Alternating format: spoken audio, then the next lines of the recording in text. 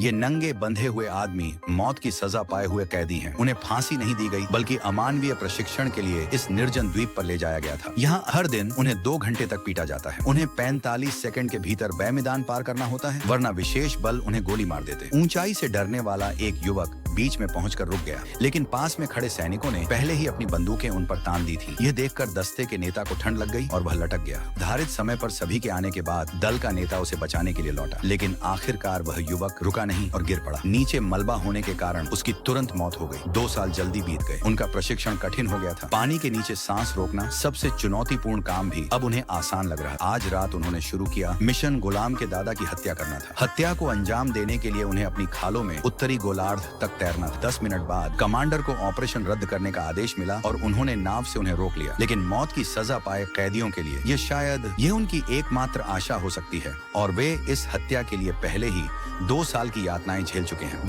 उन्होंने शुरू में कमांडर के आदेशों की अनदेखी की और मिशन पूरा करने पर जोर दिया। कमांडर को पूरी ताकत का सहारा लेना पड़ा। ऑपरेशन रद्द करने के लिए मजबूर होकर 6th बास्टर्ड्स बिना किसी पूर्व प्रशिक्षण के लौट आया। एक रात अकेलेपन से त्रस्त 2 सैनिक चुपके से पहाड़ों में गहरे एक ग्रामीण के घर गए, जहां उन्होंने एक सभ्य महिला पर हमला किया। कमांडर को जब यह पता चला तो वह आगबूला हो गया। खिड़की से बाहर सैनिकों और अपने पूर्व प्रशिक्षण साथियों को देखकर उन्हें पता चल गया। उन दोनों ने प्रायश्चित के लिए मरने का फैसला किया। उनमें से एक आत्महत्या करने ही वाला था कि कप्तान दौड़कर आया, उसे रोका और वापस द्वीप पर ले आया। अगर एक भी व्यक्ति गलती करता है तो पूरे 684 में विशेष सेवा दल को 2 साल की सजा होगी। सैनिकों और उनके पास पहले से ही अपने भाई को अपनी वजह से फंसा हुआ देखकर वह युवक इसे बर्दाश्त नहीं कर सका। दस्ते का नेता उसे यातनाएं देते हुए देखना नहीं चाहता था। दौड़कर आया और उसे मार डाला। अगले दिन कमांडर अपने वरिष्ठों से पूछने के लिए मुख्यालय गया कि उन्होंने ऑपरेशन क्यों रद्द कर दिया। हालांकि उनके वरिष्ठों ने उन्हें यह जवाब दिया, जैसे जैसे दोनों देशों के बीच संबंध धीरे धीरे सुधर रहे थे और शांतिपूर्ण सह अस्तित्व की वकालत की जा रही थी,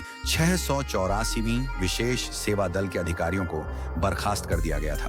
वे उनके अपने बच्चों जैसे थे। अब उन्हें मारने के लिए कहा गया। कमांडर खुद को ऐसा करने के लिए तैयार नहीं कर सका, तो समय आ गया था। उस शाम कमांडर ने पहले चायदानी से पानी उंडेला और फिर 684वीं विशेष बल के कप्तान को बुलाया। जानबूझकर उनसे और पानी डालने के लिए कहा। जैसे ही कैप्टन पानी डाल रहा था, कमांडर ने प्रशिक्षकों को 684वीं स्पेशल फोर्स के मिशन पर चर्चा करने के लिए बुलाया। सामान्य प्रशिक्षण में सबसे ज्यादा मांग करने वाले प्रशिक्षक ने सबसे पहले आपत्ति जताई। हालांकि प्रशिक्षक नहीं चाहता था कि पूरे द्वीप की सेना का सफाया हो जाए, इसलिए वह जिम्मेदारी लेने को तैयार था। उस बदमाश ने आदेश का पालन किया और दोनों के बीच एक हिंसक झड़प हुई। क्रोधित होकर प्रशिक्षक ने प्रशिक्षक पर अपनी बंदूक तान दी। यूनिट 684 के कप्तान ने सब कुछ सुन लिया। यह स्पष्ट था कि कमांडर ने जानबूझकर उसे फंसाया था ताकि वह खबर फैला सके।